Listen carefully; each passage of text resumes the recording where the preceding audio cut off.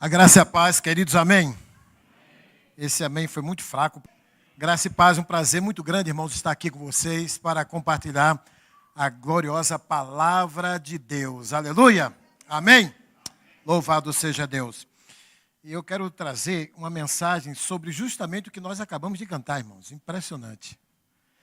Tudo que estava sendo falado aqui, cantado, está contribuindo, concordando, cooperando, confirmando o que Deus colocou no nosso coração.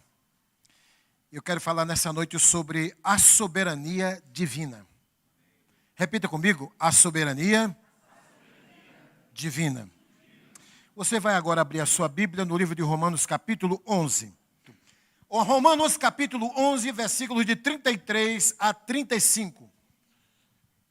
Diz assim a palavra de Deus.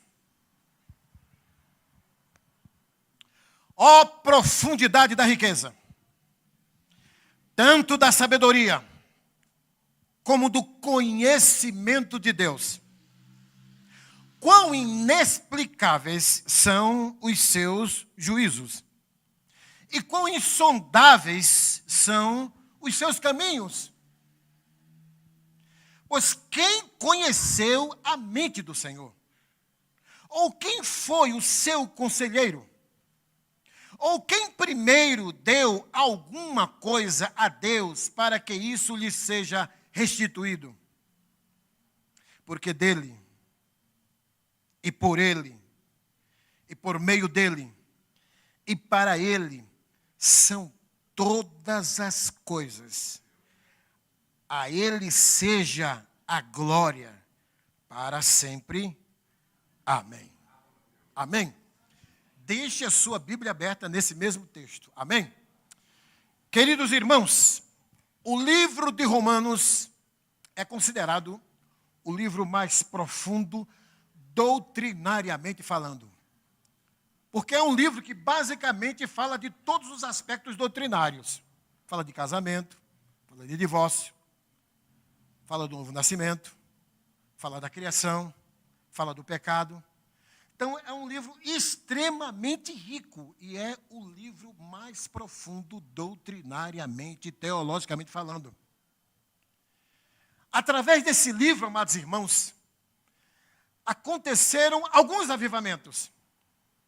Wesley foi um grande avivalista que teve uma experiência depois que leu o livro de Romanos, se converteu. Aquele homem chamado Santo Agostinho, que se tornou bispo de Hipona, no ano 300 depois de Cristo, um homem extremamente depravado, culto, inteligentíssimo, conhecia todos os aspectos da filosofia. E esse homem, quando leu Romanos, ele foi tremendamente transformado. Ele estava passando e ele ouviu uma cantarola, uma criança cantando, não é? Um cântico bastante popular na época. E a frase do cântico era: pegue, tome e leia. Pegue, tome e leia. Pegue, tome e leia. E aquilo ficou na cabeça dele. Quando ele chega na casa dele, ele vê a Bíblia lá, na estante. E aí, então, ele sentiu no coração de ler Romanos. E quando ele termina de ler o livro de Romanos, numa só tacada, ele estava com os olhos banhados de lágrimas, foi profundamente tocado e transformado pelo poder de Deus. E ele é considerado hoje, pelos católicos e também pelos evangélicos, o maior de todos os teólogos. Todos os escritos dele são tremendamente profundos. O problema é que ele foi um pouco deturpado, divinizado, por um segmento religioso muito conhecido no mundo inteiro, catolicismo. Mas ele foi um tremendo homem de Deus que teve uma experiência de transformação depois que leu esse livro.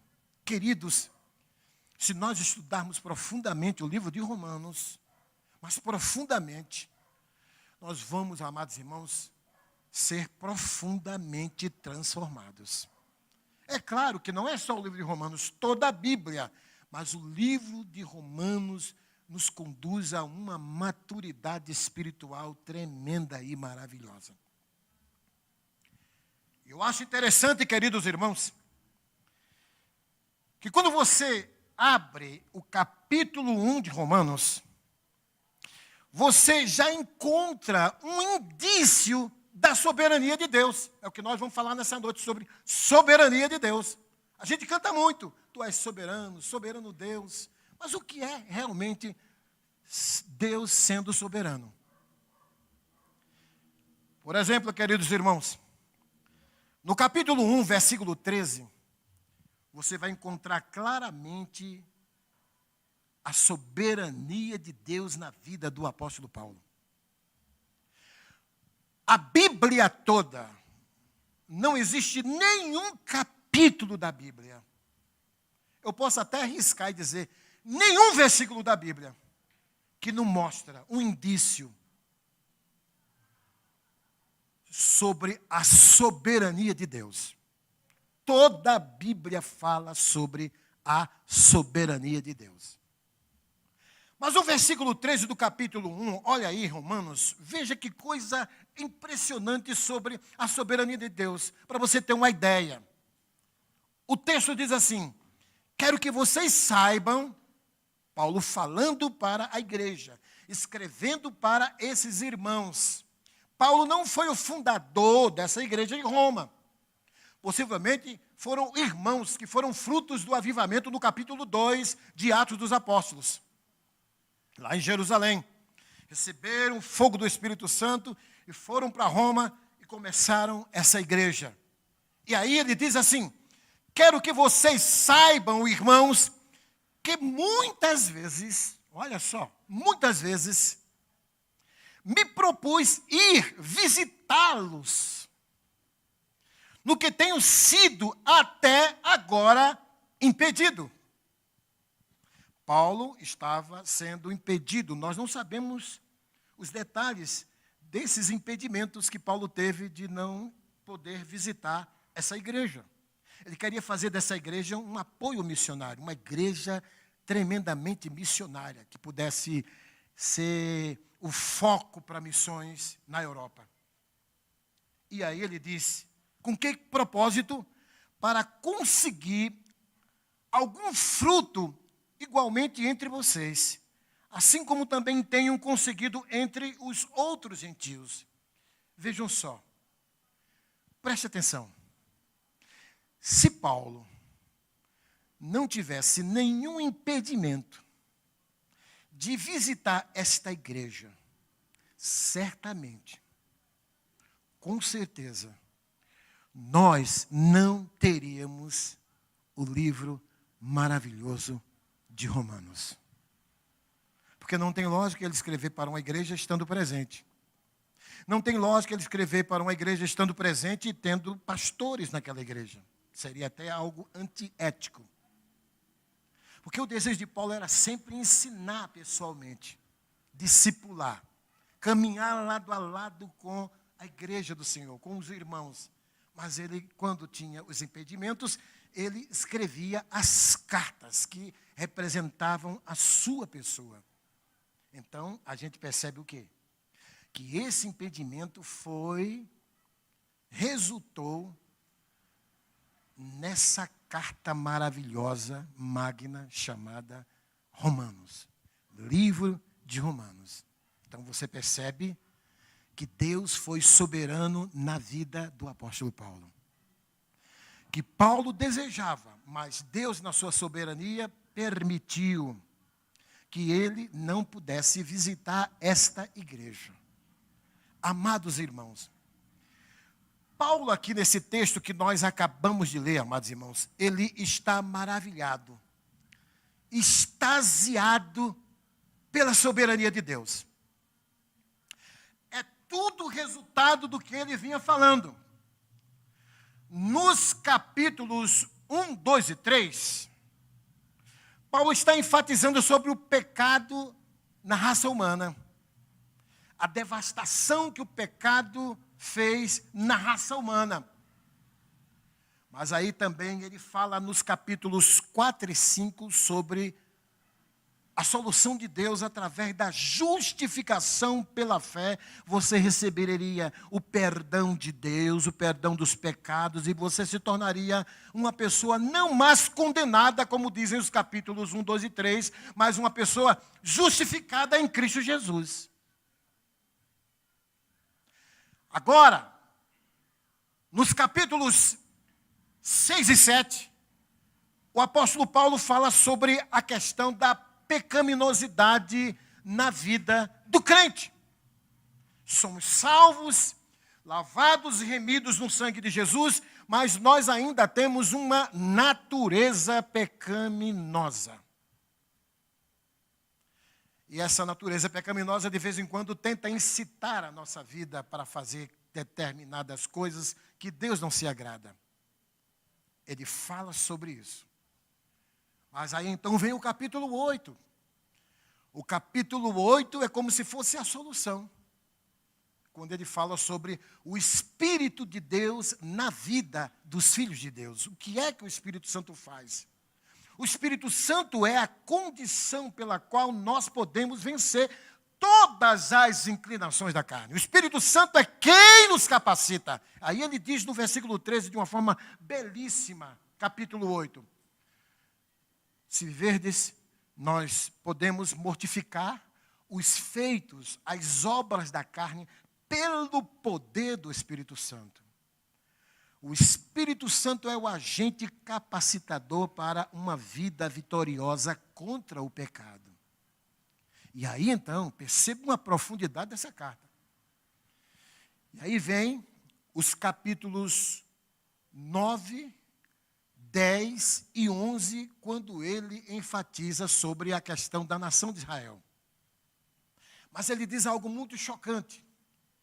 Ele diz que nem todos aqueles que são israelitas são filhos de Deus, são salvos. Não é pelo fato deles serem descendentes de Abraão que eles agora tinham seus nomes escritos no livro da vida, que eles eram salvos. Não.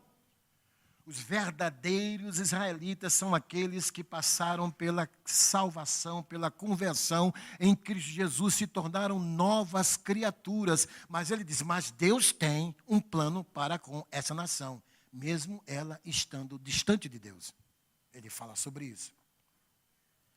E depois que ele faz essas reflexões, ele dá uma pausa, porque aqui ele é como se ele estivesse dando uma pausa e começasse a pensar, meu Deus, que coisa maravilhosa, que profundidade, que inspiração Deus me deu para escrever para esses irmãos. Ele fica extasiado pelo que Deus fez e ainda fará na vida do seu povo, pelo que ele escreveu, pelo que ele pensou, pelo que ele expressou, pela revelação maravilhosa que ele recebe de Deus. E aí então, irmãos, ele extremamente extasiado já está concluindo o capítulo 11, adorando, louvando, exaltando o Deus soberano. Oh, profundidade das riquezas, tanto da sabedoria como do conhecimento de Deus.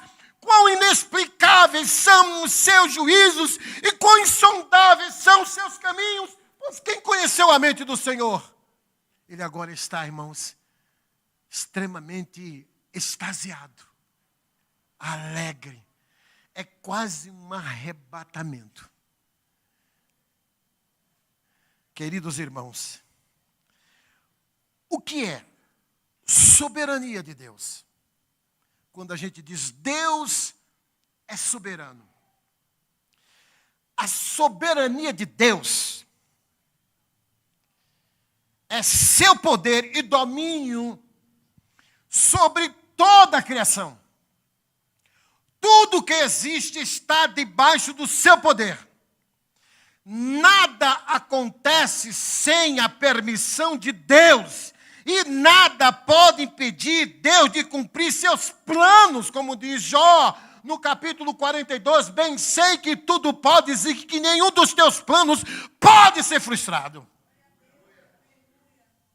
Deus é soberano, o rei, a autoridade suprema sobre tudo que existe e acontece. Ele criou tudo de acordo com sua vontade e fez planos que não podem ser destruídos. Louvado seja o teu nome, Senhor.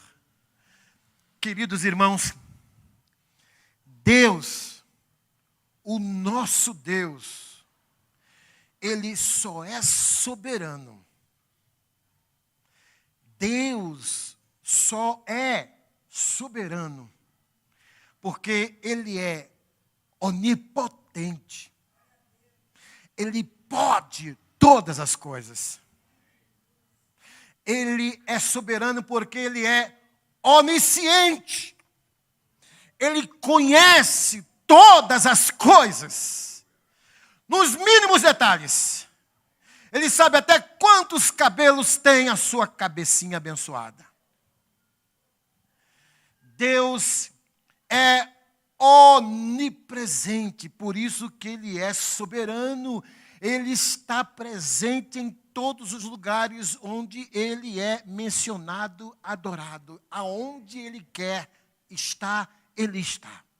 Está aqui, está no Japão, está em Recife, em qualquer lugar, Deus está presente. Por isso que Ele é soberano. E só Ele que tem o poder de frustrar os projetos humanos. Davi diz no Salmo 33, versículos de 10 a 11, o Senhor frustra, olha a soberania de Deus.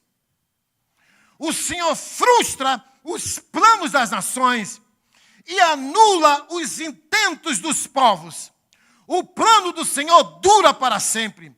Os intentos do seu coração por todas as gerações. Aleluia! Queridos, louvado seja o nome do Senhor. Esse texto aqui, irmãos, na língua grega se chama doxologia. Doxologia é uma fórmula litúrgica dirigida a Deus, geralmente ritmada. Ou seja, é uma expressão poética e musical de louvor a Deus. Ele está adorando a Deus. Ele está glorificando a Deus, exaltando a Deus nessa doxologia. A palavra doxologia é um substantivo feminino e provém da junção de dois termos em grego. Doxa, que é glória, e logia, que significa palavra. Então, doxologia. Glória pela palavra. Queridos irmãos, em primeiro lugar, a soberania divina revela três fatos a respeito de Deus, nesse texto. Primeiro, que Deus sabe tudo o que há para se saber. Deus sabe de tudo o que ainda você vai saber. Na próxima semana você vai aprender uma fórmula de matemática, uma fórmula química. Deus já sabe. Deus já sabe. Na próxima semana você vai pensar em fazer alguma coisa. Deus já sabe o que você vai pensar na próxima semana. Deus já está lá. Olha o que diz o versículo 33. Vamos olhar. Ó profundidade da riqueza, tanto da sabedoria como do conhecimento de Deus. É a sua onisciência.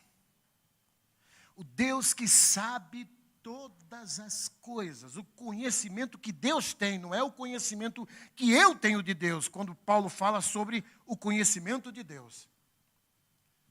A sabedoria de Deus. Queridos irmãos, existe um ramo teológico que surgiu recentemente, chamado teísmo aberto. que é um segmento teológico perigosíssimo. E alguns pastores famosíssimos aqui no Brasil abraçaram essa teologia chamada teísmo aberto. Ele diz nessa teologia que Deus, ele é um Deus que não controla mais a história. É um Deus que, como se fosse um relojoeiro, ele fabricou o relógio, colocou a bateria, ou deu a corda e deixou. Ele não controla a história. Ele é um Deus que ainda continua aprendendo com o homem. O homem aprende com Deus e Deus também aprende com o homem. Essa é a teologia chamada teísmo aberta, que um pastor chamado Ricardo Gondim abraçou.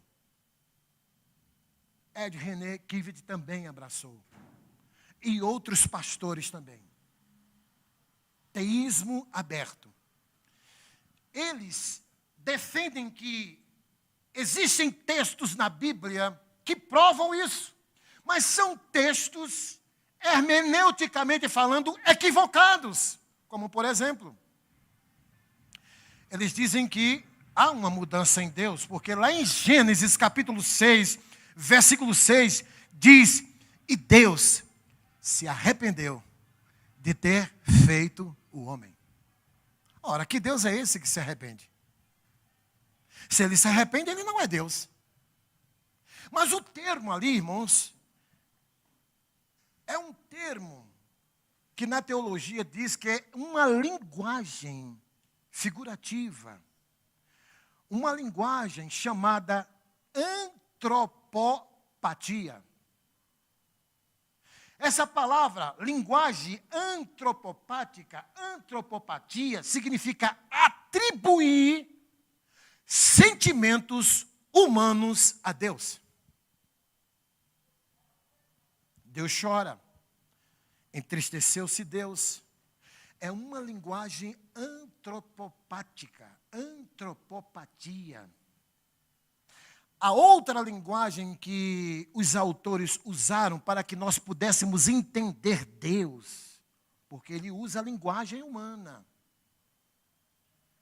é a linguagem chamada antropomorfismo. Antropomorfismo significa atribuir formas humanas a Deus. Por exemplo, os pés do Senhor, as mãos, os braços do Senhor, debaixo de suas asas, acabamos de cantar aqui agora, os olhos do Senhor, para que nós pudéssemos ter uma pequena visão acerca de Deus, para que pudéssemos compreender Deus. Porque a Bíblia, ela foi escrita para seres humanos, não foi escrita para anjos, seres angelicais. Então, para que nós pudéssemos entender, nós temos que ter uma linguagem também humana. Então, eles possivelmente esqueceram esse aspecto da antropopatia e do antropomorfismo. Que Deus se arrepende. Há uma mudança no caráter de Deus. Que na realidade você vai encontrar vários versículos, Deus dizendo: eu sou o Senhor e não mudo.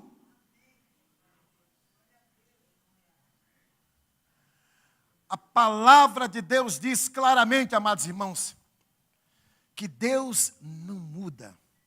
Os planos de Deus não são frustrados. Hebreus diz: Deus, Ele é o mesmo ontem, Ele é hoje, e Ele sempre será o mesmo. Amém, amados irmãos? Mas, queridos irmãos, eu quero fazer uma pergunta. Você está preocupado com o que vai acontecer na próxima semana? Deus já sabe o que vai acontecer conosco. Ele já está lá.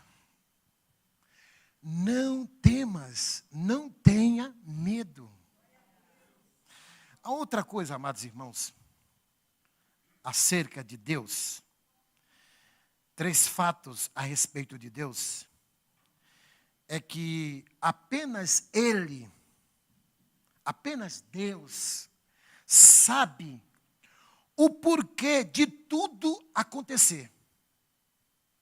Por que as coisas acontecem? Somente Deus sabe. A gente, às vezes, tem uma noção. Mas só Deus sabe por que as coisas acontecem. Amados, tem um cântico que é tão profundo. Vocês conhecem.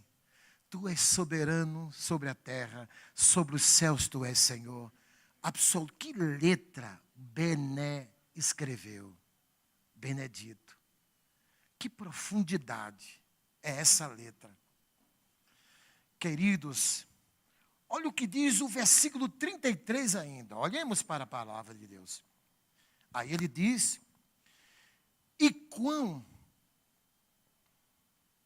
inescrutáveis são os teus caminhos. Olha que coisa interessante. As coisas principais que Deus deseja que saibamos são claras e explícitas. No entanto, os juízos das mãos de Deus são obscuros e misteriosos. Não sabemos o porquê de acontecer determinadas coisas, mas Deus sabe, apenas Deus sabe o motivo das coisas acontecerem. Por isso, amados irmãos, que nós devemos confiar nele. Amém, amados? A outra coisa, amados irmãos, somente Deus, só Ele faz planos que nós não podemos compreender. Vamos olhar para o versículo 33 ainda, quando ele fala assim: quão inexplicáveis são os seus juízos. Juízos aqui no grego não são o juízo punitivo de Deus. Juízo significa aqui, amados irmãos, as ações de Deus, o agir de Deus, a administração do tempo, do espaço e da história que Deus tem. Essa palavra juízo significa isso.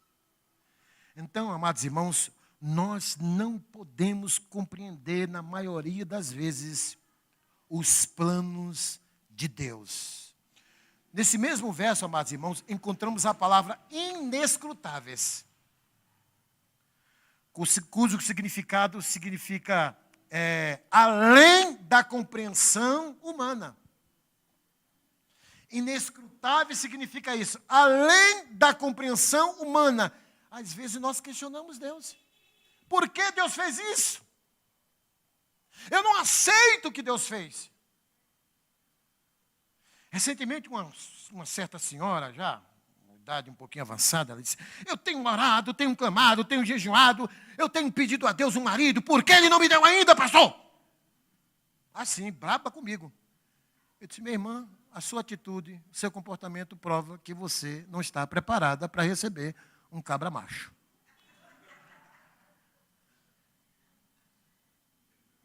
Está explicado. Nós, às vezes, não entendemos. Uma irmã, até tem na internet, coitadinho do rapaz, no casamento, falta de sabedoria, né?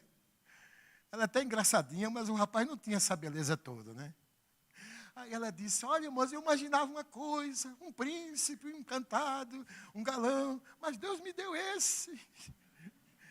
É assim mesmo, é isso que Deus faz. Tem que aceitar o plano de Deus. Sem sabedoria, deixou o rapaz constrangido, que não tinha uma boa aparência física, uma boa aparência facial. Em segundo lugar, irmãos, a soberania divina revela 3 coisas que ninguém pode fazer. 3 coisas que Deus faz e que ninguém pode fazer. Primeira coisa, ninguém pode explicar Deus. Tem até um cântico aí, né? Ninguém explica Deus. Vai estudar a Trindade, tenta explicar a Trindade, você vai ficar doido. Olha o que diz o versículo 33 ainda. Quem compreende a mente do Senhor? Quem é que tem acesso à mente de Deus? Isaías diz que os meus pensamentos não são os vossos pensamentos. Ninguém compreende a Deus. Se Deus fosse um Deus completamente compreensível, ele não seria Deus. Você pode me explicar. Aliás, minha esposa pode me explicar um pouco da minha pessoa. Mas não na totalidade. Mas ela pode, porque convive comigo. Mas nós não podemos explicar Deus. Nós temos apenas uma noção de Deus revelada nas Sagradas Escrituras. Ninguém explica Deus. E ainda, amados irmãos, muitas pessoas pensam que sabem como Deus é.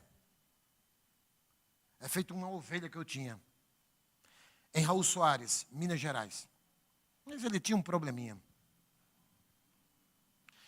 Ele dizia, pastor, eu sei quando é Deus que está falando, eu sei quando é o Espírito que está falando, e sei quando é Jesus que está falando. Eu disse, como assim? Me explica aí. A voz de Jesus é uma voz bem sofrida, assim, sabe? Sofrida, meu filho. Já a voz de Deus, de um trovão.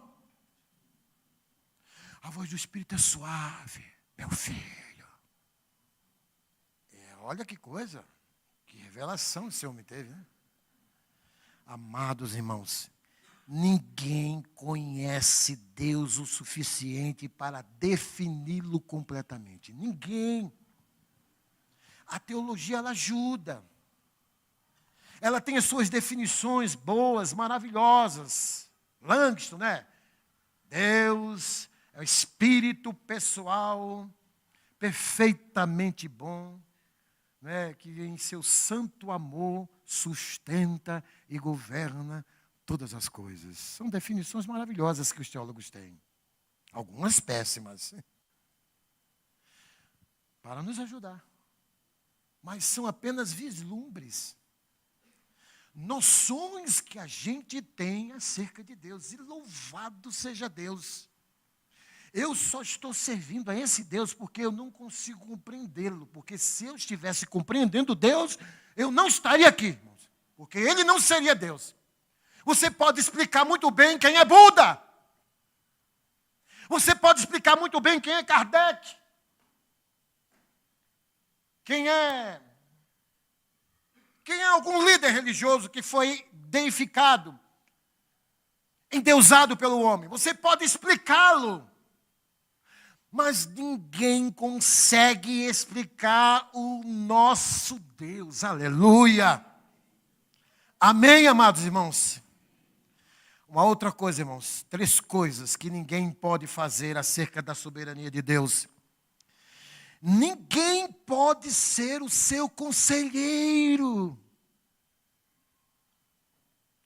Vamos olhar para o versículo 34. Olha o que ele diz. Ou quem foi seu conselheiro? É uma pergunta que Paulo está fazendo. Na adoração, ele está fazendo uma pergunta a Deus. Quem pode, Senhor, te explicar? Quem pode te aconselhar, Senhor? Ninguém. Por mais que seja intelectual. Por mais que conheça todos os ramos da filosofia. Mas ninguém tem a capacidade de aconselhar Deus. Existe um livro aí, eu até já li esse livro, ele é meio estranho, porque o autor quando ele fala sobre o Espírito Santo, ele orienta o Espírito Santo para agir na hora certa. Espírito Santo por aqui, agora não. Não é hora, Espírito Santo, do fluir na vida da igreja. Não é hora, Espírito Santo, de trazer essa revelação. Espera um pouco. Venha por aqui, Espírito Santo. Por aí não. Isso é estranho porque é uma espécie de manipulação. Olha o que diz em Isaías capítulo 40, versículo 13. Isaías. Quem guiou o Espírito do Senhor? É uma pergunta que ele está fazendo.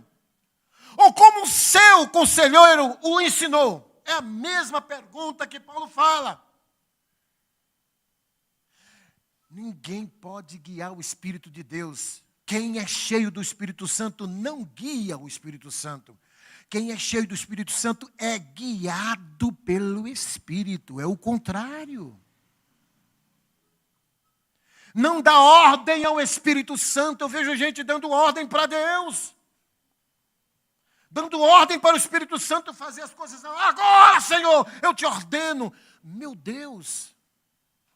Eu ouvi uma coisa interessante de um pastor, amigo meu, por sinal, Jeremias Pereira, lá da 8ª, amigão meu. Fui pastor na cidade dele, lá em Ginaúba. Só via lá na cozinha da mãe dele, Dona Ilka. E ele falou uma coisa interessante. Se você que gosta de dar ordem para Deus, olha, se isso funcionasse, por que você não dá uma ordem para o seu cachorro? Diga, de hoje em diante você vai ter que chamar seu Ademir. Fala isso para o cachorro para ver se ele vai obedecer. E você, marido, dê uma ordem para a esposa, diga, cadê o almoço? Eu quero comida e agora. Dê a ordem para a sua esposa desse jeito. Eu duvido, marido, que você faz isso. E a gente quer dar ordem para Deus. A gente quer orientar Deus. A gente quer guiar Deus. Deus não se deixa ser guiado. Deus é quem quer guiar a nossa vida, dirigir a nossa vida por meio do Espírito Santo. Amém, amados irmãos? E a outra coisa, irmãos. Ninguém pode acusar Deus de injusto. Ninguém. Ninguém. Olha o que diz o versículo 35. Ou quem lhe deu primeiro, para que lhe seja recompensado. Ou seja, a ideia aqui é o seguinte: quem deu a Deus para que ele ficasse devendo a você? Em outras palavras, você vai dar para Deus, mas ele não vai ficar devendo a você. Tem um pastor aí, famoso, deputado federal. E eu me lembro que ele disse assim, olha, eu tenho crédito contigo, Deus. Porque ele fez algumas coisas boas e acha que ele tem crédito com Deus. A ideia é o quê? Que Deus está devendo a esse homem, a esse abençoado. Deus não deve nada a ninguém. Você pode dar tudo para Deus, sua casa, sua vida, tudo, seu dinheiro, tudo, seu carro, mas você ainda vai continuar devendo a Deus. Deus não te deve absolutamente nada. Tudo que a gente recebe de Deus é pela graça, é pela misericórdia de Deus, porque nós não merecemos absolutamente nada. Graça significa o quê, irmão? Favor imerecido. Queridos irmãos, mas o que eu acho interessante, amados irmãos, é que a compreensão da soberania de Deus, ela pode nos libertar de todos os complexos de culpa e de inferioridade. Sabiam disso? A visão da soberania de Deus, a compreensão da soberania de Deus. O que eu quero dizer com isso? É o seguinte, é você que fez um concurso público, e aí você foi reprovado por causa de 2, 3 pontos. E aí você, meu Deus, se eu estudasse um pouco mais, aliás, se eu orasse um pouco mais, nem estudasse, né? Porque se estudasse, Deus abençoaria. Se eu orasse um pouco mais, eu teria passado. Se eu tivesse orado um pouco mais, meu vizinho não teria morrido de Covid. Meu filho não teria se envolvido com essa moça, se orasse um pouco mais. Às vezes nós temos esses complexos de culpa. Mas não se esqueça de que Deus é soberano, Ele dirige e governa todas as coisas. Há uma permissão de Deus, há uma vontade permissiva de Deus para todas as coisas, porque todas as coisas cooperam para o bem daqueles que amam a Deus. Minha filha, as duas, começaram a namorar com 12 rapazes que não é crente. Pense numa angústia que eu tive. Os dois estão se tornando meus melhores amigos. Estão se convertendo. Entregando o coração a Jesus. Vai eu dizer, por que isso, Senhor? A nossa função como pai é orar. Apresentar a Deus. Porque Ele não é injusto. Ele é o Pai das luzes, como diz lá em Tiago, de onde procedem todas as bênçãos de Deus, o Pai das luzes. Louvado seja o nome do Senhor. Ninguém pode dizer, Deus, tu me deves, pois o Senhor não é devedor de ninguém. Ninguém pode dizer, eu mereço isso. Porque, irmãos, nós somos frutos da graça e da misericórdia de Deus. Você já se sentiu injustiçado por Deus? Tem gente que se sente injustiçado. Deus não foi legal comigo. Deus não agiu corretamente comigo. Deus poderia ter sido um pouco mais misericordioso comigo, porque foi muito sofrimento. Meu irmão, você sofreu porque você teve a capacidade de passar por aquilo. A Bíblia fala que Deus não nos deixa passar por tribulações, tentações, dificuldades, se nós não temos estruturas. Elas vêm de acordo com as estruturas que nós temos. Às vezes eu tenho uma estrutura de ter um determinado sofrimento que você não tem. Por exemplo, eu não tenho uma estrutura que minha esposa tem. A luta, a dificuldade que ela teve da saúde, quase que morre. Mulher de Deus, batalhadora, perseverante, eu não tenho a estrutura que ela tem. Eu já teria morrido se eu fosse no lugar dela. Então Deus, Ele nos dá a prova, permite a prova, conforme as nossas possibilidades, conforme a nossa estrutura. Por isso que Deus não é injusto. Deus não é injusto. Amém? Ele fez coisas maravilhosas na sua vida e Ele ainda vai fazer em nome de Jesus. Amém? Em terceiro e último lugar, irmãos, a soberania divina revela 3 razões para adorarmos a Ele, a Deus. 3 razões a soberania de Deus revela para adorarmos a Deus. Em primeiro lugar, Ele é a fonte de todas as coisas. Esse namoradinho bonitinho que você arranjou, foi Deus, viu? Se ele é crente. Se não é, eu tenho minha dúvida. Esse emprego que você tem, que você já disse, o salário que eu ganho desse emprego, não dá nem para comprar o pão que o diabo amassou. Tem crente dizendo isso. Foi Deus quem te deu. Tudo que você tem, foi Deus quem te deu.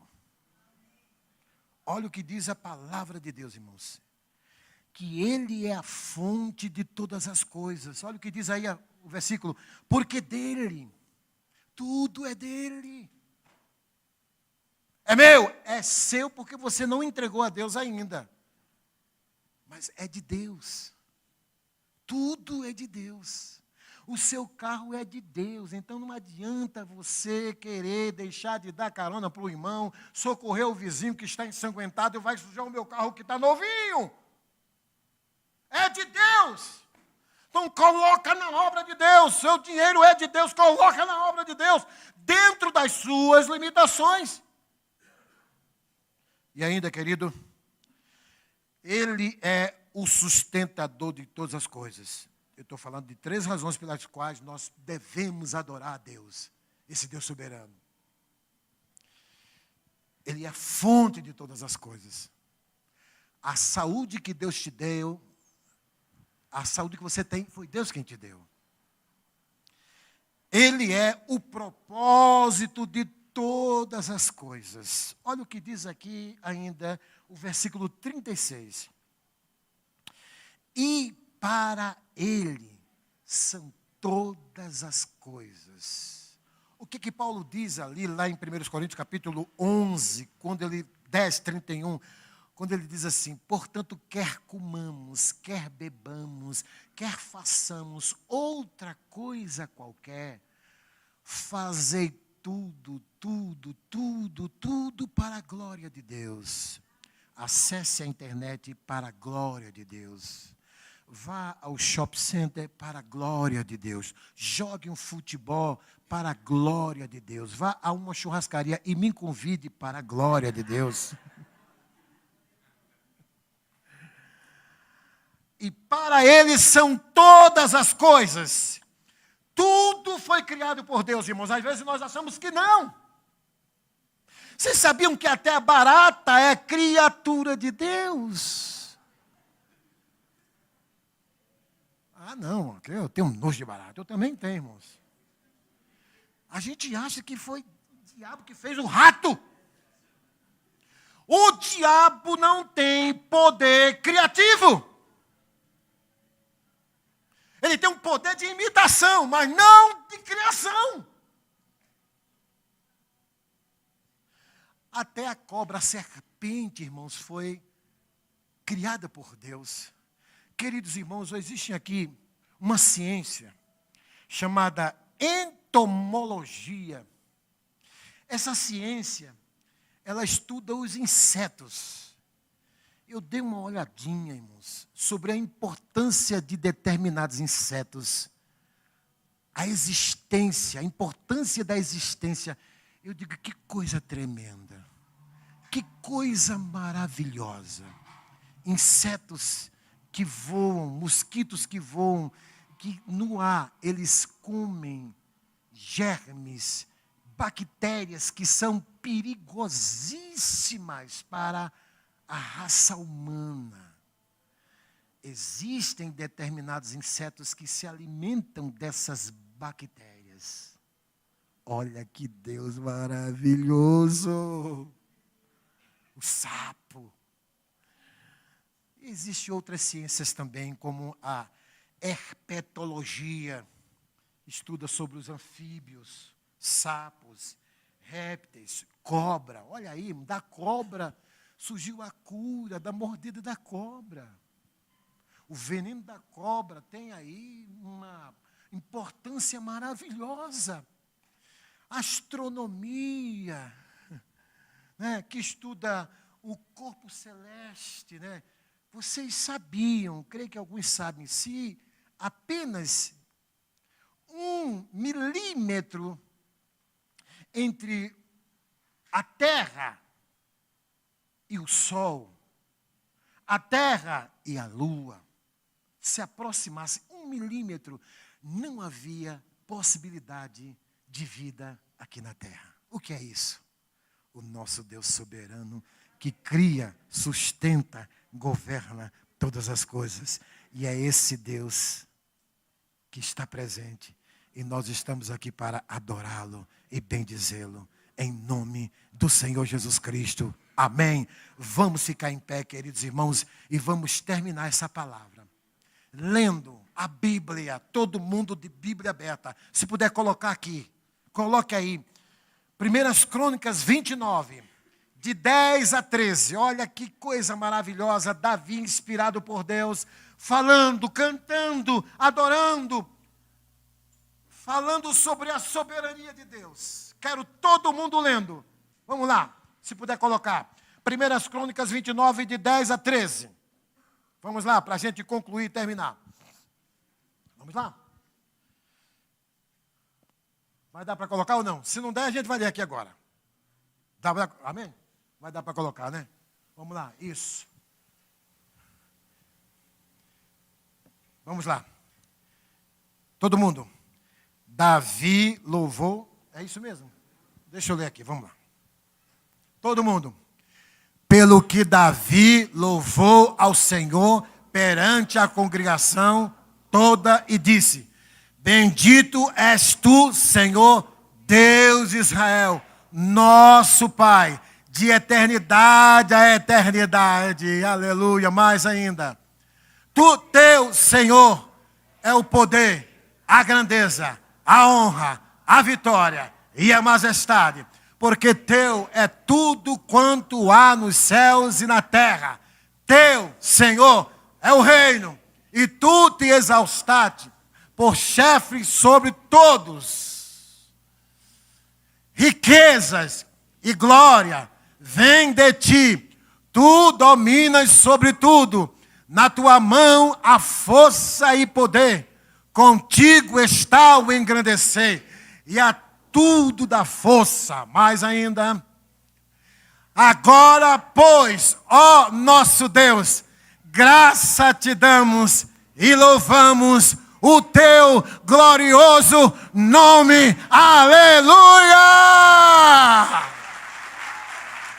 Mais forte, amados irmãos. Aleluia! Nosso Deus é soberano. Nosso Deus é maravilhoso. Aleluia! Exaltado seja o teu nome, Senhor. Aleluia!